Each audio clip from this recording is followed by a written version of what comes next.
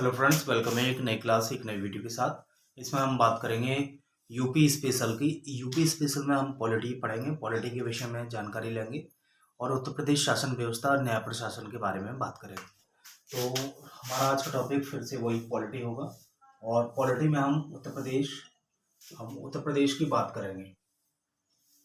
और उत्तर प्रदेश में भी जो बात करेंगे वो हमारा जो टॉपिक होगा वो उत्तर प्रदेश में होगा प्रशासन, यानी कि प्रशासन या फिर हम कह सकते हैं विधायिका की हम बात करेंगे। तो शुरू करते हैं उत्तर प्रदेश को। तो अगर आप चैनल पर नए हैं तो चैनल को सब्सक्राइब कर लेना, जिससे कि आने वाली सारी क्लास आपको मिलती रहेगी। साथ ही साथ बेल आइकन को भी प्रेस करना, यदि कोई क्लास आती है तो सबसे पहले वो आपको मालूम पड़ती है, आपको मिलेगी। तो इसका कोई चार्ज नहीं है, निःशुल्क है। शुरू करते हैं। अगर वीडियो अच्छा लगता है तो इसको लाइक भी करें। तो उत्तर प्रदेश जो शासन व्यवस्था है उत्तर प्रदेश के, आप जानते हैं कि वर्तमान जो गवर्नर है, वर्तमान गवर्नर वो आनंदीबेन पटेल हैं। आनंदीबेन पटेल ये वर्तमान गवर्नर हैं, वर्तमान राज्यपाल हैं, वर्तमान राज्यपाल। तो उसके बाद एक और पद आता है जिसको हम मुख्यमंत्री का पद कहते हैं। तो वर्तमान मुख्यमंत्री जो हैं योगी आदित्यनाथ है, योगी आदित्यनाथ। ये दो पद हमारे पास आ गए। अब हम कुछ बैकग्राउंड की बात करते हैं, उत्तर प्रदेश विधानसभा के बैकग्राउंड की। उत्तर प्रदेश राज्य के न्याय प्रशासन या प्रशासन की बात करते हैं। तो उत्तर प्रदेश विधानसभा का गठन जो किया गया था, उत्तर प्रदेश विधानसभा का गठन, तो उत्तर प्रदेश विधानसभा का गठन जो किया गया था, तो वो गठन किया गया था 8 मार्च को। तो उसको हम देख लेते हैं, विधानसभा का गठन। तो 8 मार्च 1952 को किया गया था उत्तर प्रदेश विधानसभा का गठन, जिसको प्रथम विधानसभा गठन भी कहते हैं। तो वर्तमान जिस स्वरूप में है वो उसको 8 मार्च 1952 को उसका गठन किया गया था, वर्तमान विधानसभा का गठन। अच्छा, विधानसभा का जो गठन किया गया उसके प्रथम राज्यपाल जो थे, इसके जो प्रथम राज्यपाल की बात करें इसके, तो वो प्रथम राज्यपाल, इस विधानसभा के प्रथम राज्यपाल वो सरोजिनी नायडू थी। सरोजिनी नायडू ये प्रथम राज्यपाल थी जब 1952 में इसका गठन किया गया था तब। और उसके जो प्रथम मुख्यमंत्री थे, इस विधानसभा के जो प्रथम मुख्यमंत्री थे वो गोविंद वल्लभ पंत थे। तो ये इसके प्रथम मुख्यमंत्री थे, गोविंद वल्लभ पंत। तो इस तरीके से इन्होंने विधानसभा को गठन किया और 1952 8 मार्च 1952 को उसके प्रथम जो राज्यपाल थी सरोजिनी नायडू थी और प्रथम मुख्यमंत्री थे गोविंद वल्लभ पंत। उसके बाद और भी कुछ पद थे, जैसे एक पद ये था कि उस समय की, अगर देखा जाए कि एक क्वेश्चन ये आता है कि प्रथम उत्तर प्रदेश की, इसको बिगाड़ दे रहा हूं, उत्तर प्रदेश की प्रथम महिला मुख्यमंत्री कौन है। तो ये भी एक प्रश्न आता है कि उत्तर प्रदेश की प्रथम महिला मुख्यमंत्री कौन है। तो उनके बारे में आप जानते हैं, वो सुचित्रा कृपलानी है। तो ये भी एक फैक्ट है कि उत्तर प्रदेश की प्रथम महिला मुख्यमंत्री कौन है। तो कौन है, तो कहते हैं सुचेता कृपलानी। सुचेता कृपलानी ये प्रथम मुख्यमंत्री है। अच्छा, सर्वाधिक बार कोई महिला मुख्यमंत्री है तो वो बहन कुमारी मायावती, ये सर्वाधिक बार मुख्यमंत्री रही हैं उत्तर प्रदेश की। ये भी क्वेश्चन आता है। नेक्स्ट ये बात आगे बढ़ती है, तो उत्तर प्रदेश की जो कह सकते हैं जो सुचेता कृपलानी थी 2 अक्टूबर 1963 से 13 मार्च 1967 तक रही थी। तो 2 अक्टूबर 1963 से लेकर 13 मार्च 1967 तक इनका कार्यकाल रहा था सुचेता कृपलानी का। सुचेता कृपलानी, ये भी पूछ लेते हैं कभी कभी कि ये प्रथम महिला मुख्यमंत्री हैं, तो इनका कार्यकाल क्या रहा था। तो ये इनका कार्यकाल रहा था, क्या कार्यकाल था, तो कार्यकाल था कि 2 अक्टूबर से लेकर 1963 तक, 1963 से 13 मार्च 1967 तक इनका पहला कार्यकाल था अपना। उसके बाद हम और आगे बढ़ते हैं और बात करते हैं प्रथम विधानसभा अध्यक्ष की। तो प्रथम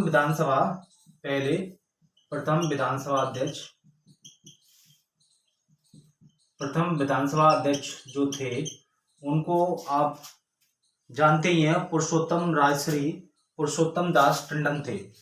वो राजश्री पुरुषोत्तम दास टंडन थे पहले विधानसभा अध्यक्ष। कई बार परीक्षा में ये प्रश्न पूछा गया है, पीसीएस की परीक्षा में, वनडे एग्जाम में, कि पहले विधानसभा अध्यक्ष यूपी के कौन थे, उत्तर प्रदेश के पहले विधानसभा अध्यक्ष कौन थे। तो राजश्री पुरुषोत्तम दास टंडन थे। लिख लेते हैं इनको। तो पहले विधानसभा अध्यक्ष कौन थे। तो अभी मैंने बताया जैसे कि उत्तर में, तो पुरुषोत्तम राजश्री टंडन थे। ठीक, राजश्री पुरुषोत्तम दास टंडन। तो ये राजश्री टंडन या पूरा नाम राजश्री पुरुषोत्तम दास टंडन, ये उनका पूरा नाम है। शॉर्ट में उनको लोग पुरुषोत्तम राजश्री टंडन भी कहते हैं। तो ये पहले जो है हमारे विधानसभा के उपाध्यक्ष थे। दूसरी बात और भी कर लेते हैं इसको बिगाड़कर, कि हमारे देश में, उत्तर प्रदेश में प्रथम विधानसभा सभापति भी थे।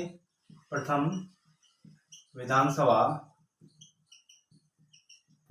के सभापति कौन थे, तो ये भी एक बार प्रश्न आया था। तो ये डॉक्टर सर सीताराम थे। ये भी क्वेश्चन आया था, इंपोर्टेंट क्वेश्चन है, ये फैक्ट है। ये आता है कि पहले विधान परिषद के अध्यक्ष कौन थे। तो पहले विधान परिषद के अध्यक्ष डॉक्टर सर सीताराम जी थे। तो इस तरीके से ये चीजें चली थी। अब एक और फैक्ट की बात कर लेते हैं कि उत्तर प्रदेश में राष्ट्रपति शासन भी लगा था। तो उत्तर प्रदेश में पहला राष्ट्रपति शासन, उत्तर प्रदेश में पहला राष्ट्रपति शासन कब लगाया गया था। तो पहला राष्ट्रपति शासन जो लगाया गया था वो आपका फरवरी 1968 में लगाया गया था। फरवरी 1968 में, फरवरी 1968 में पहला राष्ट्रपति शासन लगाया गया था। ये बात हमें याद रखनी है। उसके बाद प्रथम लोकायुक्त कौन थे। तो प्रथम लोकायुक्त की बात कर ले रहे हैं। प्रथम लोकायुक्त कौन थे, प्रथम लोकायुक्त कौन थे इसकी बात कर ले रहे हैं। तो न्यायमूर्ति श्री विशंबर दयाल, न्यायमूर्ति श्री विशंबर दयाल जो थे उत्तर प्रदेश के पहले न्यायमूर्ति थे। तो ये उत्तर प्रदेश के पहले लोकायुक्त हैं, पहले लोकायुक्त हैं, नॉट न्यायमूर्ति। उनका न्यायमूर्ति कह सकते हैं, न्यायमूर्ति मतलब जज थे, जज के रूप में ये थे। तो पहले ये लोकायुक्त थे, ना कि मुख्य न्यायाधीश हाईकोर्ट के। तो प्रथम लोकायुक्त की बात कर लें, ये कई बार परीक्षा में प्रश्न पूछा गया है कि प्रथम लोकायुक्त कौन थे। तो न्यायमूर्ति विशंबर दयाल। उसके बाद और भी थोड़ी सी 2-4 बातें, फिर उसको जो है आगे बढ़ेंगे। प्रथम सूचना आयुक्त कौन थे, ये भी बात आती है कि उत्तर प्रदेश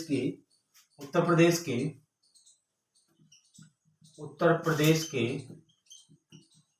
प्रथम सूचना आयुक्त कौन थे। तो उत्तर प्रदेश के प्रथम सूचना आयुक्त भी सर ने न्यायमूर्ति M.A. खान, न्यायमूर्ति M.A. खान, ये प्रथम इसके सूचना आयुक्त थे। जब उत्तर प्रदेश में सूचना आयोग बना तो सूचना आयोग के अध्यक्ष या आयुक्त तो जो बनाए गए न्यायमूर्ति M.A. खान बनाए गए। उसके बाद राज्य सूचना आयोग का गठन कब हुआ? तो 14 सितंबर। अब एक और प्रश्न आता है कि राज्य सूचना आयोग का गठन कब किया गया? ये प्रश्न आता है। तो 14 सितंबर को किया गया, और वो भी कब? 2005 को। तो 2005 में ही सूचना अधिनियम आया। तो उत्तर प्रदेश का भी सूचना आयोग जो है बनाया गया, तो वो कब बनाया गया? 14 सितंबर को। प्रश्न काफी बार पूछा गया है कि जो उत्तर प्रदेश का सूचना आयोग है वो कब बनाया गया? तो 14 सितंबर 2005 को ये बनाया गया। और भी कुछ अच्छी जो फैक्चुअल बातें हैं जो परीक्षा में आती हैं उन सब की हम बात करेंगे आज, और यूपी स्पेशल में आगे बढ़ेंगे। अब बात कर लेते हैं कि राज्य मानवाधिकार आयोग जो है उसका गठन कब हुआ? तो ये भी प्रश्न आता है कि राज्य मानवाधिकार आयोग का गठन कब हुआ? तो राज्य मानवाधिकार आयोग का गठन जो आपका किया गया था 7 अक्टूबर 2002 को किया गया। तो इस बात को लिख लेते हैं कि राज्य मानवाधिकार आयोग का गठन कब किया गया? तो कब किया गया? तो हम जान सकते हैं इसको 7 अक्टूबर 2002 के रूप में। 7 अक्टूबर 2002 के रूप में राज्य मानवाधिकार आयोग का गठन हुआ। तो ये जो है क्रियात्मक रूप से आया था, पूरी तरह से चालू हो गया था हमारा राज्य सूचना आयोग 7 अक्टूबर 2002। ये कुछ महत्वपूर्ण जो पद थे उत्तर प्रदेश के वो मैंने आपको बताया। अब चलते हैं विधानसभा के परिचय के बारे में। तो उत्तर प्रदेश विधानसभा परिचय के बारे में हम लोग चलते हैं। तो यहाँ लिख सकते हैं उत्तर प्रदेश विधानसभा। तो उत्तर प्रदेश विधानसभा परिचय। तो हम उत्तर प्रदेश विधानसभा के परिचय के बारे में जानकारी लेते हैं। तो उत्तर प्रदेश जो राज्य है, पहले तो उत्तर प्रदेश राज्य विधानसभा विधानमंडल तो 2 सदनीय विधानमंडल है। तो पहली बात यह है कि उत्तर प्रदेश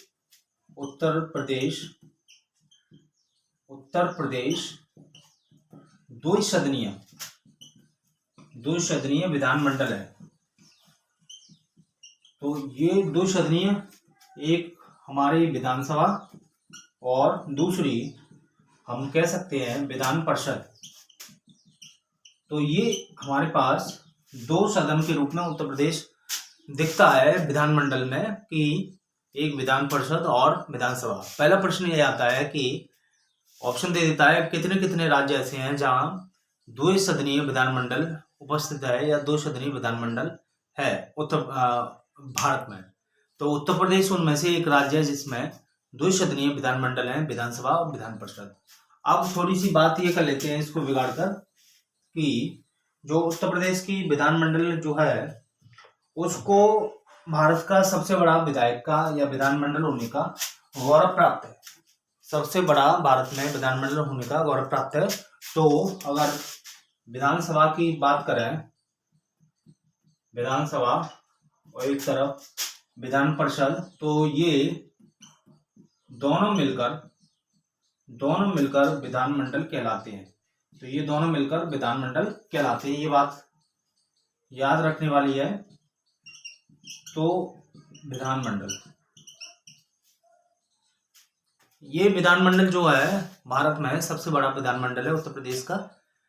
क्यों? क्योंकि यहाँ पॉपुलेशन ज्यादा है और सीटों की संख्या भी ज्यादा है। अगर विधानसभा की सदस्यों की संख्या बात करें वर्तमान में तो 404 थी, और इसमें 100 लोगों के लिए 100 सदस्यों के लिए थी। तो इसमें इतने लोगों के लिए बात थी विधानसभा के लिए, विधान परिषद के लिए 100 लोगों की बात थी। अब क्या हुआ है इसमें, थोड़ी सी बात यह है कि इसमें सदस्यों की संख्या कम कर दी गई है और वर्तमान में सदस्यों की जो संख्या है, इसके सदस्यों की संख्या में परिवर्तन किया गया है। वो परिवर्तन क्या किया गया है कि पहले 404 सदस्य हुआ करते थे विधानसभा में 404 सदस्य हुआ करते थे, लेकिन 2022 में एक कानून आया जिसके माध्यम से अब सदस्यों की संख्या को कम कर दिया गया है, जिसमें सदस्यों की संख्या अब 25 जनवरी 2020 को जो कानून आया 104वां 25 जनवरी 2020 को 104वां संविधान संशोधन आया 104वां, और उसमें ये रखा गया है कि एंग्लो इंडियन को अब नामांकित किया जाता था, नॉमिनेटेड किया जाता था सदस्य के रूप में। अब वो नॉमिनेशन समाप्त कर दिया गया है, इसलिए वर्तमान में उत्तर प्रदेश में सदस्यों की जो संख्या 404 थी वो 403 रह गई है वर्तमान में। तो वर्तमान सदस्यों की संख्या इस प्रकार है, सदस्यों की संख्या ये है 403। ये कब चेंज हुआ? 25 जनवरी 2020 को 104वां संविधान संशोधन अधिनियम आया संविधान में, वो कि 104वां संविधान संशोधन अधिनियम क्या कहता है कि लोकसभा, राज्यसभा, साथ ही साथ राज्यों की विधानसभा में एंग्लो इंडियन के लिए जो नामांकन सीट थी उसको समाप्त कर दिया गया। तो ये जो बात है इसमें रखी गई है। अब इसके थोड़े बैकग्राउंड की बात करते हैं कि पहले 404 सीटें नहीं थी। 1961 में की बात करें, 1961 की, तो 1961 की जो बात करें तो 1961 में 67 में सदस्यों की जो संख्या थी, 67 कर लेते हैं, तो 1967 में सदस्यों की जो संख्या थी वो कुछ और थी, जिसको हम 431 सदस्यों की संख्या कहते हैं। 431 सदस्यों की संख्या 431 थी, ऐसे लिख लेते हैं कि 1967 में सदस्यों की संख्या यूपी में उत्तर प्रदेश विधानसभा में सदस्यों की संख्या 431 थी। ठीक है, इतनी हमें सदस्य संख्या दिखाई पड़ती है 1967 में। फिर ये कहाँ चली गई, अभी उसकी बात करेंगे सब चीज। उसके बाद 1967 के बाद विधानसभा की कुल सदस्य संख्या 426 रह गई। तो अब 1967 के बाद जो 1967 में तो 431 थी और 67 के बाद 426 सदस्यों की संख्या रह गई। ये डाटा है 1967 के बाद। 1967 के बाद 426 सदस्यों की संख्या इसमें रह गई। उसके बाद क्या हुआ था कि 9 नवंबर 2000 को उत्तर प्रदेश का पुनर्गठन हुआ। तो 9 नवंबर 2000 को उत्तर प्रदेश का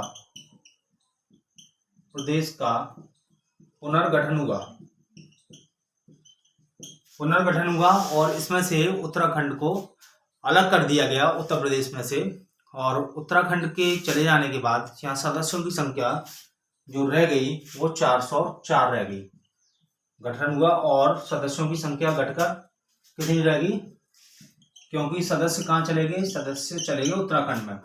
सदस्यों की संख्या 404 रह गई। क्यों? क्योंकि कुछ सदस्य उत्तराखंड राज्य के बनने पर वहां चले गए। चले क्या गए, उनको वो राज्य बनेगा तो कुछ सदस्य चले जाएंगे, कुछ सीटें घट जाएंगी, कुछ सदस्य वहां चले गए, सीटें घट गई, वहां चले गए। तो इस तरीके से कह सकते हैं कि जब 9 नवंबर को 2000 को उत्तर प्रदेश का पुनर्गठन हुआ, राज्य पुनर्गठन हुआ, जिसमें उत्तराखंड नाम के, पहले उत्तरांचल था फिर बाद में उत्तराखंड बन गया राज्य। तो उसमें सदस्यों की संख्या वहां जाने के कारण, सीटें उस राज्य में जाने के कारण सीटों की संख्या उत्तर प्रदेश में कम रहेगी। ये थोड़ा सा बैकग्राउंड था उत्तर प्रदेश की विधानसभा का। अब क्या हुआ कि 25 जनवरी को जो मैंने बता दिया कि संशोधन हुआ जिसमें सदस्यों की संख्या जो है वर्तमान में 403 रहेगी। ये बात याद रखने वाली बात है। अब नेक्स्ट और बात कर लेते हैं, इसको बिगाड़ दिया मैंने। अब थोड़ी सी बात ये कर लेते थे, विधानसभा का जो कार्यकाल होता है, तो विधानसभा के जो कार्यकाल होता है वो 5 वर्ष का होता है। ये बात जानने वाली है कि विधानसभा का जो कार्यकाल होता है उत्तर प्रदेश ये सभी राज्यों की, उत्तर प्रदेश की विधानसभा का कार्यकाल 5 वर्ष होता है। ठीक है, ये बात हमें जाननी है कि उत्तर प्रदेश की विधानसभा का कार्यकाल 5 वर्ष होता है। और वर्तमान में विधानसभा अध्यक्ष सतीश महाना है, जो 29 मार्च सतीश महाना अध्यक्ष है, जो 29 मार्च 2022 को चुने गए। ठीक है, तो ये बैकग्राउंड थोड़ा सा उत्तर प्रदेश की विधानसभा का मैंने बताया है वर्तमान और थोड़ी सी चीजों को लेके। अब इसके और थोड़ी सी बात कर ले रहे हैं, तो इसकी थोड़ी सी और बात कर ले रहे हैं कि विधान भवन की बात कर ले रहे हैं। जो भवन है, जो विधानसभा के लिए भवन है, उसकी चर्चा कर ले रहे हैं कि वो कैसे बना, और कभी कभी उससे संबंधित प्रश्न आ जाते हैं कि उसका बनाने वाला कौन है, उसका वास्तुकार कौन है और कैसे क्या है। तो थोड़ी सी इसकी बात करना जरूरी है। तो वर्तमान में विधान भवन की जो नींव है 15 दिसंबर को, जो वर्तमान विधान भवन है जहाँ मीटिंग होती है, जहाँ सभा लगती है, जो विधानसभा के सदस्य बैठकर अपनी विधायिका के कार्यकाज करते हैं और जहाँ सत्र आयोजित होता है, वो कैसे बना, किसने बनाया, उसकी बात कर ले रहे हैं। तो पहले विधान भवन की जो नींव है 15 दिसंबर 1922 को विधान भवन की नींव जो 15 दिसंबर 1922 को पड़ी विधान भवन की नींव। तत्कालीन गवर्नर थे सर स्पेंसर, तत्कालीन गवर्नर सर हर्बर्ट स्पेंसर के द्वारा, या सर स्पेंसर हर्बर्ट बटलर के द्वारा नींव डाली गई। ठीक है, ये कह सकते हैं कि 1922 में हर्बर्ट स्पेंसर बटलर थे, या स्पेंसर हर्बर्ट बटलर थे, उनके द्वारा विधान भवन की नींव डाली गई। कब ये डाली गई? 15 दिसंबर 1922 को। इतनी बात मैंने आपको आज बताई है। आने वाली क्लास में मैं नेक्स्ट आपको फिर से चर्चा करूंगा। इस क्लास को यहीं ओवर करते हैं, फिर मिलते हैं एक नई क्लास के साथ इससे आगे की। तब तक हम ध्यान रखिए। नमस्कार। अगर वीडियो पसंद आया तो लाइक कर दें और दोस्तों के साथ शेयर जरूर करें और चैनल को सब्सक्राइब कर लें। आने वाली वीडियो भी आपको मिलते रहे। साथ ही साथ इस चैनल पर हमारे पे बहुत सी वीडियो पड़ी हुई हैं, बहुत सी क्लासों की, आप उसको देख सकते हैं और अपनी तैयारी को और मजबूत कर सकते हैं। नमस्कार, फिर मिलते हैं। Thank you.